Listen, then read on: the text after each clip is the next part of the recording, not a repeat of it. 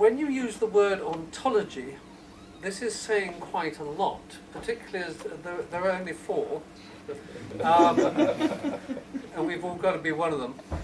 And I think that's my first question, is I assume we don't all have to be one of them, in that I see them as overlapping, so that, for instance, if I take my own field work, they are clearly both my area of Northwest Amazonia is very manifestly both totemic and animic. That's.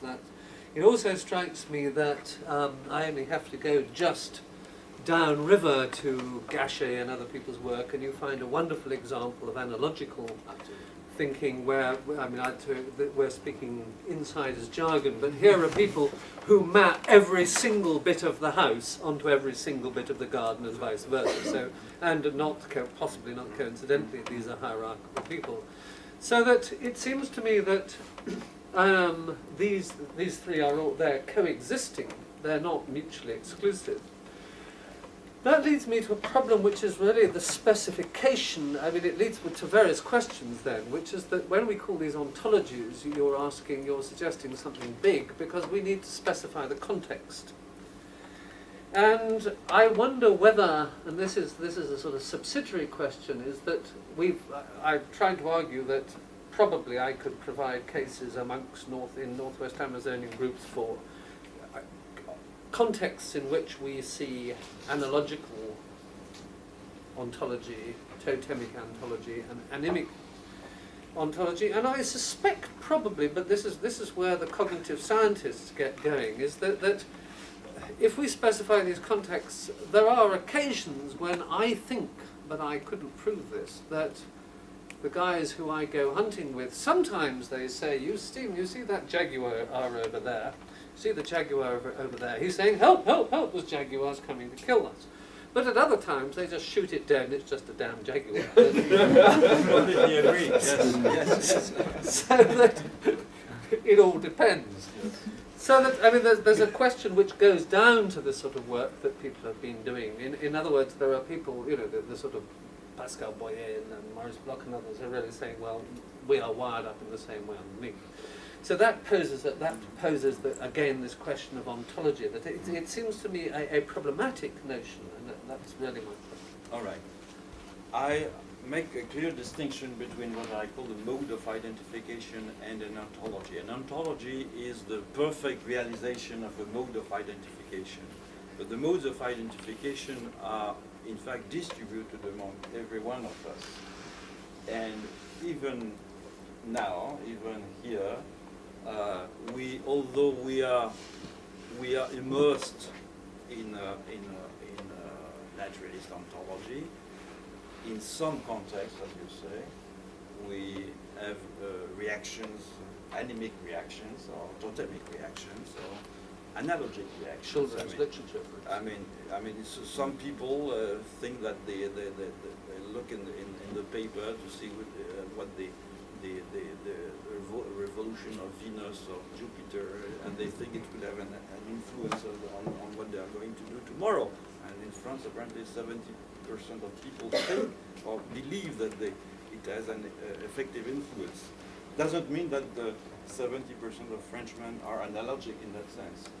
So it's a combination that is present, I think, in every one of us.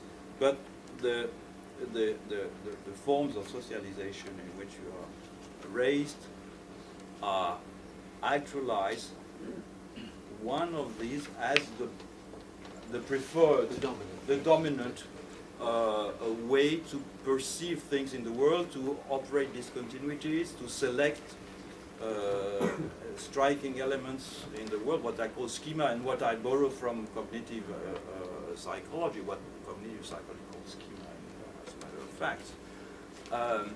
And this can be transposed then publicly in an ontology. That is, you have statements, you have myth, you have rituals that all express in one way or another the whole system, what we call the system of belief, that correspond to this type of ontology. But what I used were ideotypical cases, of course. And the most common situation probably is the one that you mentioned, and I perfectly agree with you that at least for instance in northwest Amazonia you have clearly cases of hybridization between two modes of identification. In other places of Amazonia, it's almost entirely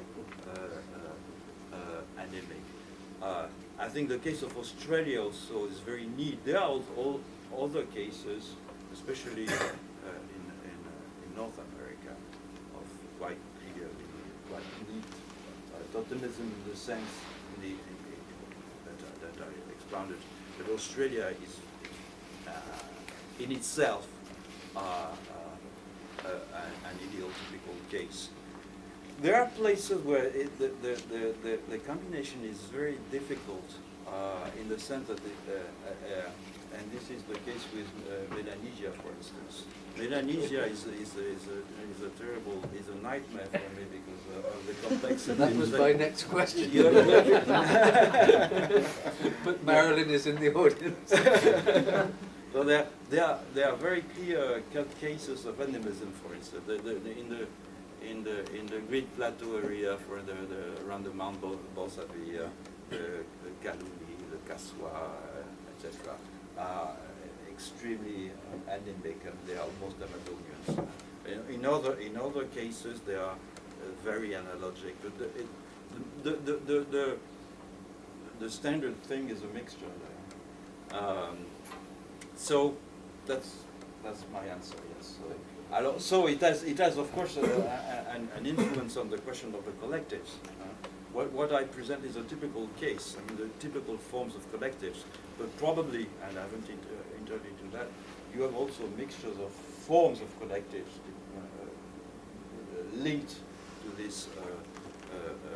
I mean what I have in mind when I'm thinking about an analogic collective is China, basically, with other cases, I mean, in the Andes, or you can have a very tiny one. I don't know if you know the monograph by Nathan Wachter on the Chipaya.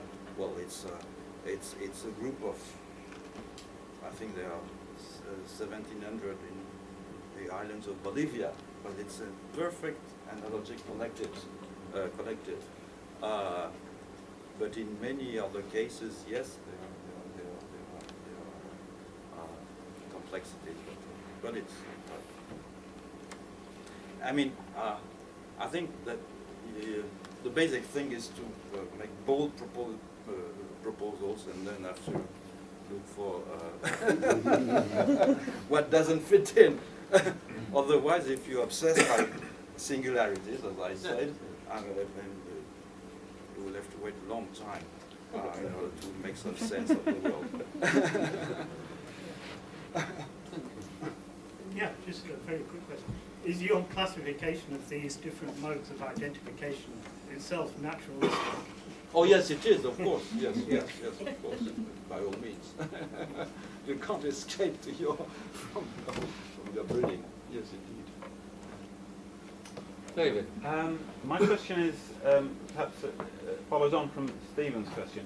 I was just wondering about, I very much like your use of this notion of the modes of identification, but I wonder if we need necessarily begin with the sort of systemic, with an assumption that they lead to or are part of a more general systemic and ontological structure, because it seems, I wonder, do you think it's possible that by privileging the sort of internal consistency of such systems, and assuming then from that will flow the rest of the characteristics that you see, by privileging a given mode of identification, you perhaps make it more difficult to cope with the diversity that you mentioned as a notion of hybrid, a mixture of pure essences, because of course one possibility might be just that there's a repertoire of modes of identification that are flexibly picked up and put down, and that, for example, in an area of Mongolia, you can see areas where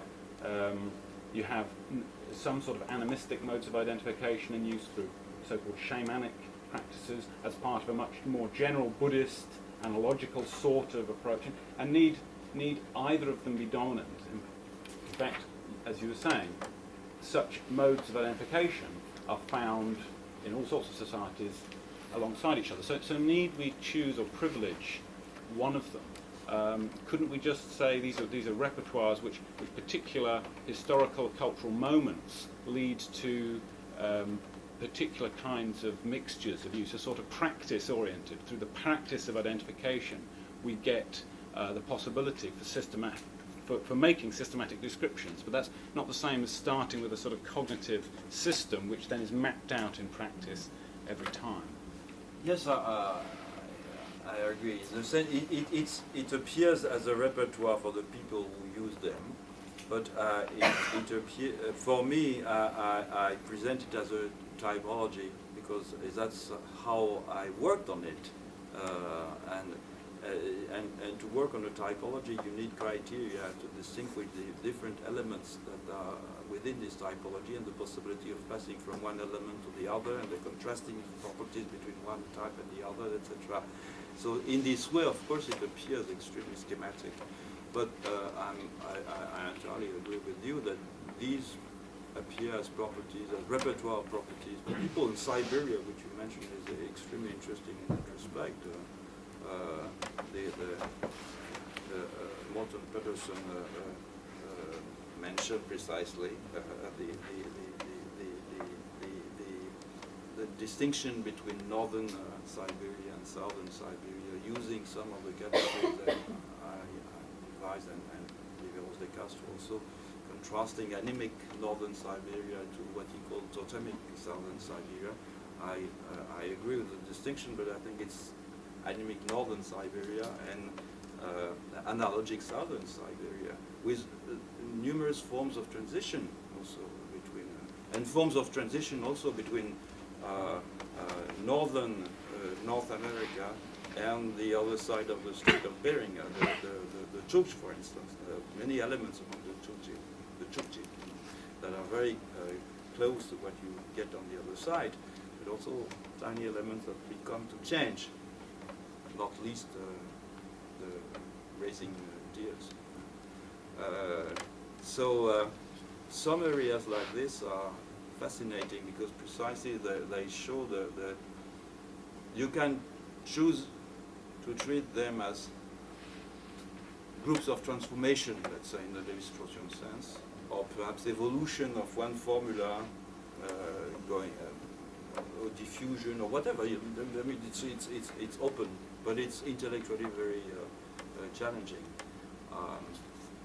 and easier to deal with than New Guinea. The concentration in New Guinea, precisely. How do you see that? Yeah. One of the characteristics of anemic systems is an obsession, from my point of view, with differentiation, differing types of animals and humans, and they're obsessed with it. And I'm wondering how, because we know that they coexist, how they can coexist with these totemic systems, as you rephrased it, where you're mixing the groups. It's not a metaphoric relationship of differentiation as I'm not totemism convinced by the fact that by the fact that there is totemism in North. I think there is analogism, yes, totemism. I'm not sure. Not in the Australian sense, for instance. Probably not. Yes. Because the question, We'll debate that later. I think there are possible combinations and other not.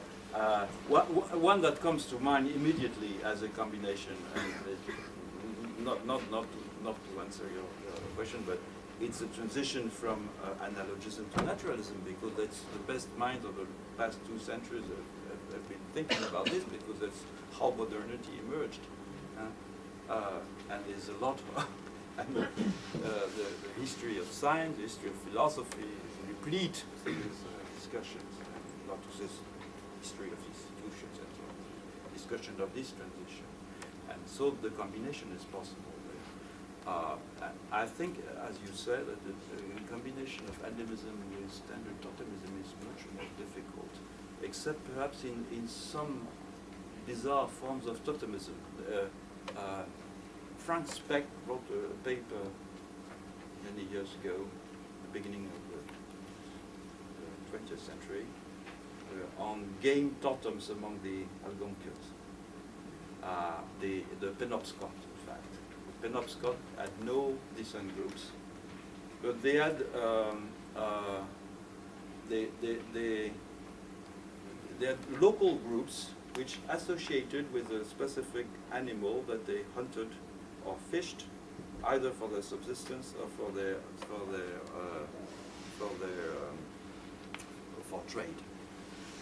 And so there was no totemic institution in the standard sense of the term, not like among other Algonquian groups, but there was this very close association between a social group, a territory, and a species. And there was a strong identification with the species to the point that, as is quite common in the northern Algonquian group, the idea was that the species let the humans use their territory. Huh? And you have many elements of animism, of course. Northern Algonquians are animic, standard animic people, but in the way they use this very specific relation to the territory and to a specific species, you have an element of totemism. But you have never, of course, you will never find, I think, the type of precisely differentiation that you have in Australia, because, as you say, you cannot at the same time differentiate between collectives and integrate within a collective humans and non-humans. So you have to choose. So they are compromised, as in the case of the Penobscot, not real issues. Well, after Amazonia, Siberia, Morton. Well, let's talk in the bar about whether it's called analogy or totemic, because I still think there's one about the southern Siberian range, where you exactly don't have the imperial kind of thing, but more like a caste-like distribution of them, as carriers describe, buried people. But anyway, what I want to ask with this idea of the exterior, the exterior to the collective, because in your presentation, it seemed that it was only vis-a-vis the analogical mode, as it were, the analogical and so on, that you talked about the exterior, but it seems to me that to all of them there must be an exterior, and that the exterior to each ontology must in itself be a very interesting phenomenon to look at. For example, in the animist case, clearly there are all sorts of things that are not actually very interesting to kind of mesomorph or anamorph into. There are all sorts of things that are just there, singularities or whatever. So, and there must be different exteriors, as it were, to each ontology, and that must in itself create like an interesting, venue of research. Mm-hmm. In the case of animism, all the collectives interact. So in fact, there's very little exterior. There is an exterior much further on. A good case would be the central, the Campa, Shaminka, and so on, where there's a collection of collectives which is on the foothill of the Andes, and there's an exterior, and a barbarian exterior, and a threatening exterior, which are the people who come from the Andes, and the bad spirits also, and the sorcerers, and everything which is negative comes from. This is the exterior. But the main realm of interaction is within this sphere of likewise collectives. In the case of totemism, collectives are the interesting thing and the complex things to think about. The totemism is that ontologically it's unique, but it cannot function as a unique thing. So it has to have other collective, and these collectives can add. And the case of Australia is interesting precisely because the connections, especially now with the disruption of colonial history and the aggregations of totemic classes which do not correspond to a standard tribe or whatever, people in some cases speak different languages and so on, but they manage to organize themselves because they belong to different things. So there's no real exterior in that sense to the collectives, I mean to the collection of collectives also. And if there's an exterior to the analogic collectives, precisely because it's so drawn towards itself, that the exterior the exterior can have different status. It can be ignored, I will say, it can be feared, it can be... I came the other day under a definition of the Chinese Empire, which I found beautiful. It's everything under the sky. The name of the empire. No, it's a nutshell, no? Everything under the sky. Peter. Oh, right. I thought it was incredibly interesting. But as I was coming up to Cambridge, I was reading this incredibly interesting book about sperm whales, which is this kind of monument to kind of methodological wonder and kind of studying something that's possibly difficult to study. And then you get to chapter 7 towards the end of it, which is entitled Sperm Whale Cultures. And it turns out to be the most tediously uninteresting discussion about whether sperm whales are cultures. And you think, but as I was reading, I thought naturalism is in trouble. You know, I don't think so. Oh, you don't think so? Okay, that's the comment. But the question is really, I mean, this might be unfair, but I just kind of had this slight hint that underlying these four ontologies might be historical progression. You know, it seemed to be strangely similar to Morgan and then to kind of Marx's notions of social evolution, or not sufficiently distinguished from that. And I wondered if that isn't a problem, that one of them is in an asymmetrical relation with the other, and that's naturalism, because naturalism is a product of modernity, and modernity is an event, can only be thought of as a historical event, whereas it would be more symmetrical to think of analogism, totemism, and animism symmetrically in that to a sense as events. Now I know that's a problem I have, but I'll answer first to the question of naturalism because I think it's a good point. We are, as this book tells us, now submerged by the notions that precisely chimps have culture. I mean, there was a paper in Man at the time, was Man, I think. By the famous paper by Magru and Tuzin, not Tuzin, Tutin, in the 80s, on chimpanzee culture, advocating an ethnography of chimpanzee culture. With the idea sperm whales and so on and so forth. But what is if you take this both in behavioral ethology or in the field of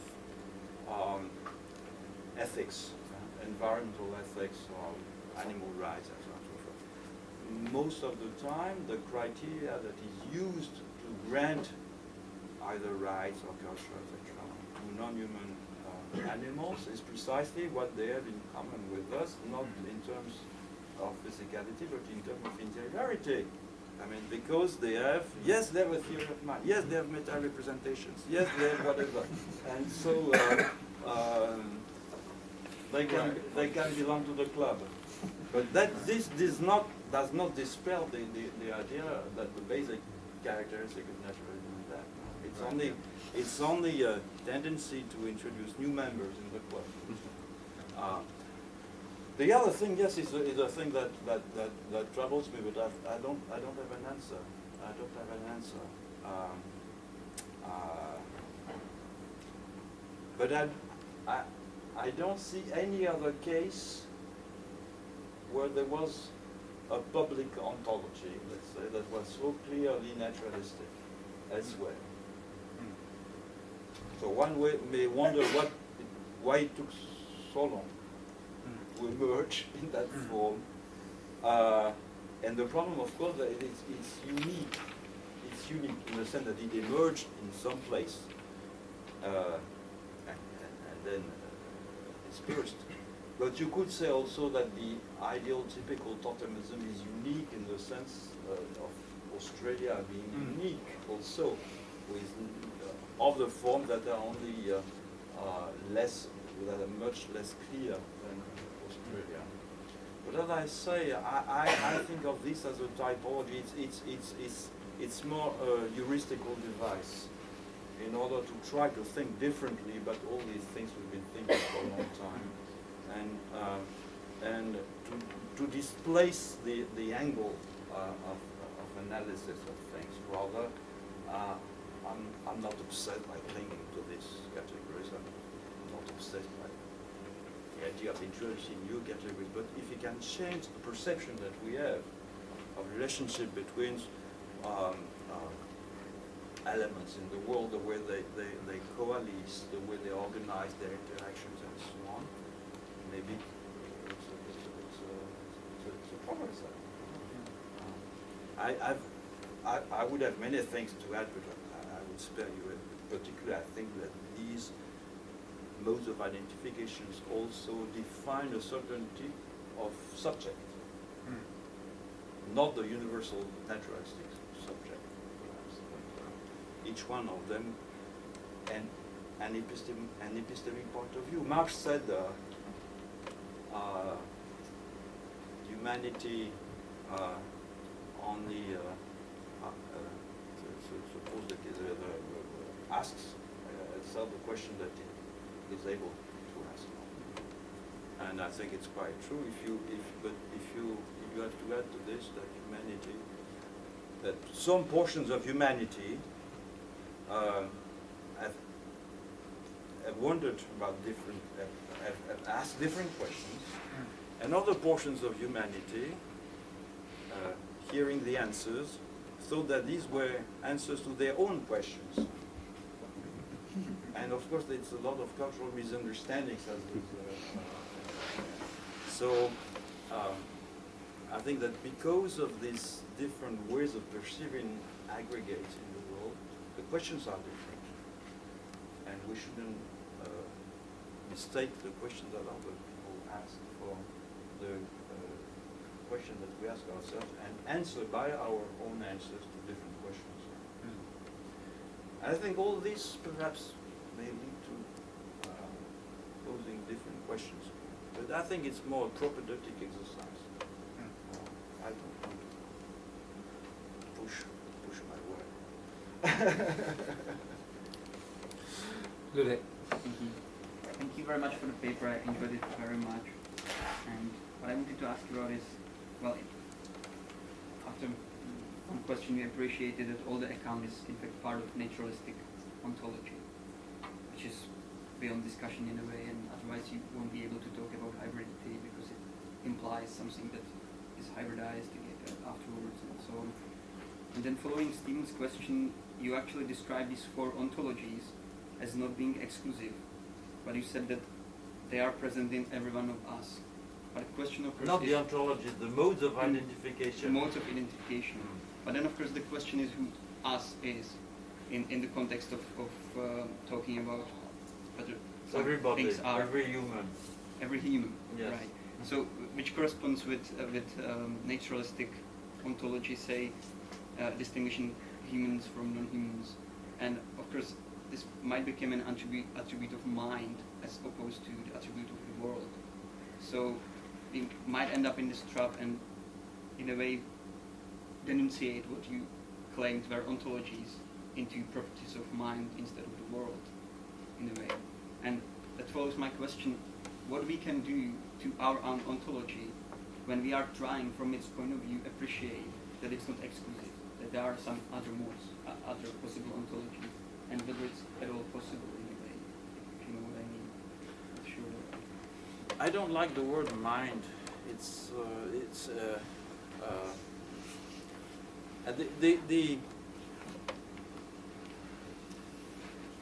Perhaps because my initial training was as a philosopher, I like the idea of starting from this, what I call the thought experiment, no? This idea that the distinction between body and intentionality. I think intentionality is not mind. I think these are by interiority precisely, I mean this, that there is something which is inside a body and which can be identified by its effects but cannot be seen. And it can be seen now. Precisely, that's one of the things also that in fact contributes to reinforce naturalism, because this interiority now can be seen by IRM, etc. So but this point of departure is you could skip it. In fact, there is the question is whether the results are useful in order to make some sense of ethnography. I've always thought, for instance, that and Lévi-Strauss himself says so, that the 2 or 3 first chapters of the supplementary structure of kinship are detachable. I think Lévi-Strauss himself says they are detachable. So it's a thought experiment also. It has no real incidence on the following. So you could take this as the same type of object as the first 3 chapters of the elementary structure of kinship. That said, I think, but I'm still prepared to defend the idea, that this distinction between something that it is inside that is seen only by its effect and something which is tangible in the person, both as we all conceive ourselves and as it is conceived everywhere. Yes, I think it's not conceived but acted out everywhere. Yes, I think it's. I'm prepared to stand for that. There's a distinction between the theories of the person and the way people actually experiment their presence in the world. This is to be clear. You can have theories of the person where they are precisely in analogic systems. If you take the Pedro Pitac, he really worked among very good ethnography, recent ethnography among the Tseltal of Kamkuk, 17 souls. If you take seriously Germaine Dieterlin, but and you really, I did it, I've counted, I think it's about 80, if you count the small things in the clavicle, everything. So of course it's a huge multiplicity of things, but this is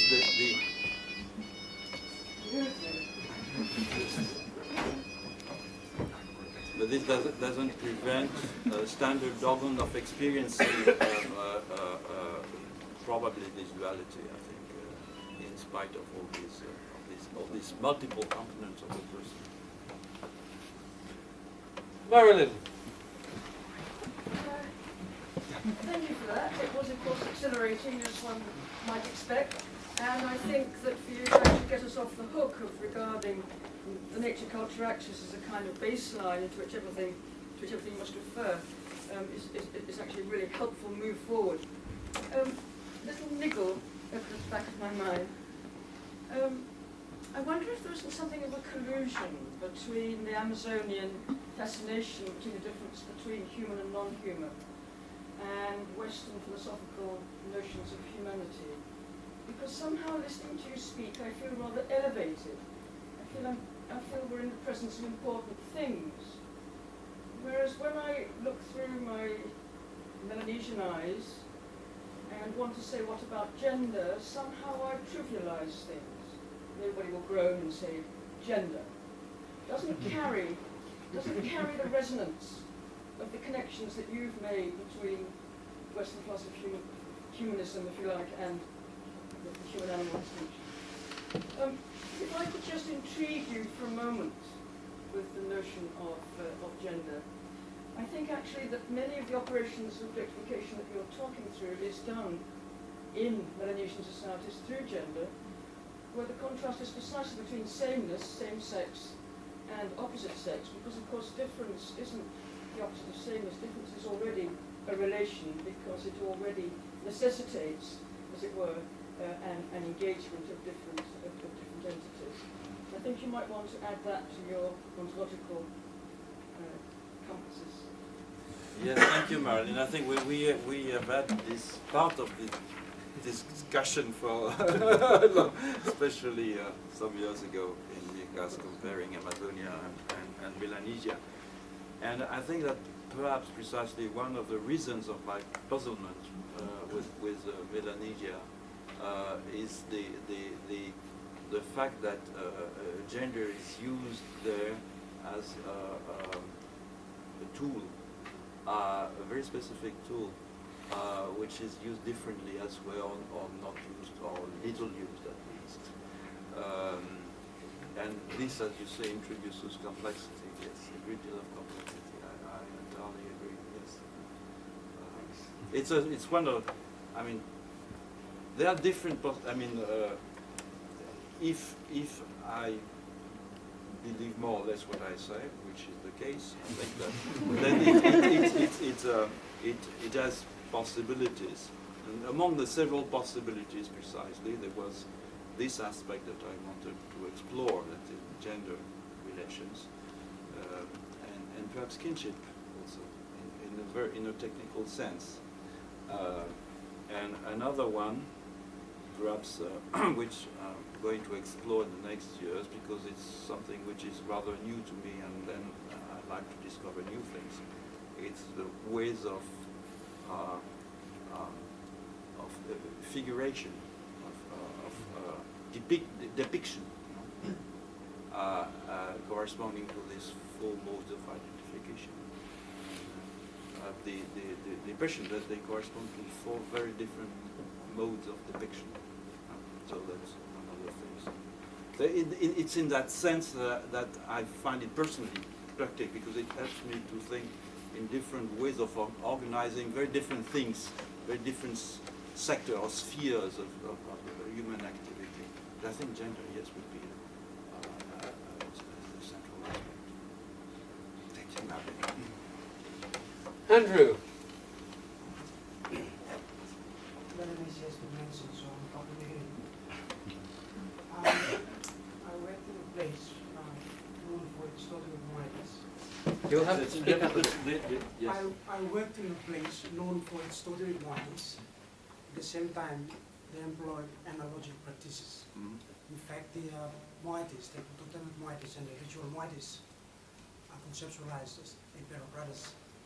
And in fact, the concept of totems themselves are also conceptualized of an elder brother and a younger brother. But leaving that aside, just to contextualize what I'm saying, I want to come from a complete inversion of what your conclusion is about.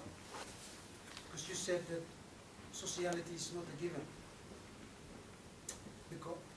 But to suggest otherwise, that sociality is a given. And that comes from the opening remarks you started from. You began with order and randomness. Questions about necessity and contingency that has sort of sustained itself right towards the end. And my question comes from this animation that you described. The question is about how does one explain this transformation of substance into form and form into substance? Is there a necessary cause that enables this transition? Because what I suspect you have given us, to say that the sociality is not a given, is to take an epistemological view of sociality. But what I'm trying to suggest is to give us an epistemological view, an ontological view of sociality, to try to explain the ontology of the sociality of sociality. Yes, I would agree. Perhaps I express myself, it's a question of language also. I mean, the things like the social, for instance, has little meaning in English, although it's le social in French. The substantification of concepts that we are so fond of doing in France is not as common in English. That is why I use sociality. Sociality may be understood as a capacity, a property, a predicate, And when I mean that that social is not first, is what is. I want to. My idea is to be critical, not perhaps so much of anthropology, but perhaps of sociology. Right? Not necessarily Durkheim, because we all love to Durkheim. But the more recent sociology, which which has come into common knowledge and use, that there must be a social explanation for everything. I don't think there must be a social explanation for everything. There are explanations for everything, but it's not necessarily social in the sense that it's divorced from something else, which would not be social. So in that sense, everything is social, but they're not specific social explanations.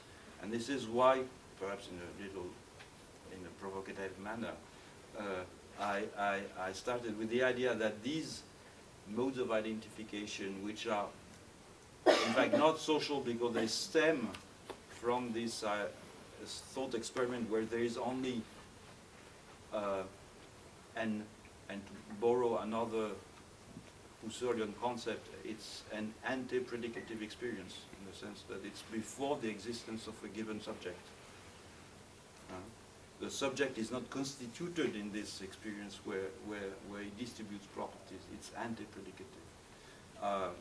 This subject is not social in that sense, and this is the reason why I started from ontology in that sense, phenomenological ontology, towards sociology. But of course, it doesn't mean that there's nothing social, because everything is social in that sense. But it's only a way to point to the fact that we should be aware of not trying to find social explanations everywhere.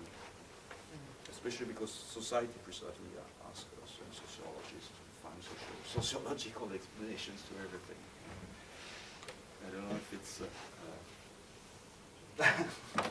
Philippe, you've done wonderfully. We have just one more question, if you could, and then we can all go for our beer. Over to you, Lynn. Yes, I enjoyed very much the lecture, and I learned a lot of things. But really connecting with what you've just said about the ontological phenomenology, and you cited Husserl at the beginning. I had problems with that in the sense that you mentioned that Husserl tells us about a given body and a given intentionality. And I would say that maybe it would be better to think of those as precursors and not as givens. As precursors. Preconditions, maybe not as givens. You know, that are brought forth or developed culturally through ontology. You know, I think that's a better way of, positioning everything in its proper process of how it comes to be. Because I found also your approach of ontology very ontological, if you don't mind my saying this. Couldn't we think, I'm just trying to figure out different way of thinking of ontologies as kinds of reflexivities that build up meaningful environments through action, for action, and further representation. And this connects with your former question about practices and social practices. Because I feel for that you reintroduce very later on the concept of action, social practices, when these ontologies kind of take place locally, culturally, in ethnographic diversity. But it's not there at the beginning. And I think that, as you mentioned, this concept of unworked, and following even Gibbs and the ecology of perception and the use of the term affordances that he takes from unworked, you can see this can lead to a way of introducing action from the very beginning. No, I understand, but I disagree. I disagree with Gibson in particular. I think it's very interesting. Yeah, And but that's a minor. the theory of the ecology of visual perception is a remarkably interesting book, and it has inspired also many interesting writings. But the problem I have with, in particular with the book, and also with phenomenology in general, both Husserl and Prost, even Merleau-Ponty, whom I have a great like, is precisely that phenomenology or affordances, or the theory of inaction of Varela, etc., etc., do not give you the way to understand the stabilizations of forms. And this is this that we need to understand, the stabilizations of forms, because we are dealing at a certain moment with stabilized forms. And these stabilized forms are perpetuated, at least for a while, by dispositions, by institutions and things like that. It's not a constant flow. And this is my problem. This is why I've introduced these frameworks of stabilization, because I think that I mean, in somewhere in his book, Gibson says that I believe that with by developing the theory of the ecology of visual perception, the notion of affordance, etc., etc., we'll end up by showing that there is no such thing as the mind, the spirit, society, and things like that, because it's all a question of in fact, detecting invariance in the light. I don't think so. I think they are stabilizing. I think they are still. No, but this is just to give you an idea precisely, and this is why I also, in a way, disagree with Tim Ingalls in his book on his synthesis of his last book, precisely. So I don't think you can use either phenomenology or Gibson for our task, and our task to try to put some order in chaos. And there is no basis for these stabilization frameworks in phenomenology. One of the most interesting things is comparing Husserl and Cassirer, for instance, in that respect. Symbolic forms, and the problem of symbolic forms is precisely that preclude the type of phenomenological approach, although trying to foster it that Husserl advocated. And at the same time, Husserl, apart from very general conditions, was never able to provide this, and tragically in a way, especially in his crisis. So. So do you think that action is that close to phenomenology? I mean, I'm not defending here phenomenology, neither Gibson at all, but just a side comment. My main question was, where is action in your whole framework of stabilizing, as you say, frameworks of stabilization? That's what we call ontologies. But I don't think you have to take action as a result of something. Action is something that is done. That's it. That's all. These modes of identification, when they coalesce into an ontology, let's say, they coalesce in fact into a schema, and a schema is an embodied schema, is a way that's something which is incorporated through childhood, through experiences, and which will lead someone to react in a certain way to a certain circumstance, which will lead someone to see something at some time and not another thing. This is a schema, and this, in that sense, is not constraining action or not necessarily fostering action. It's part of action. The very good example is perspective. I mean, perspective is both a schema that can be objectified. There are theories of perspective. We know the history of perspective, but at the same time, it's an interiorized way with which we perceive painted surfaces, and which for us has become so incorporated that we need an effort to actualize it like a schema. and our life is full of these schemas. So action is something that exists. It's not. I don't think it's a good idea to oppose. I know it's done. On the one hand, you have the bad structuralist, and on the other hand, you have agency. I think it's ridiculous. No. But it's a personal comment. I think we ought to stop because Philippe, you have done wonderfully. As you know already that we always take the speaker to the bar for a glass of beer. Seen in the perspectival world of Jaguars, our beer is blood. I thought, seen in analogical terms, it's the British obsession with different kinds of beer. And seen totemically, it's I'm a Carlsberg man. We're just going to give you naturalistic beer. So thank you very much.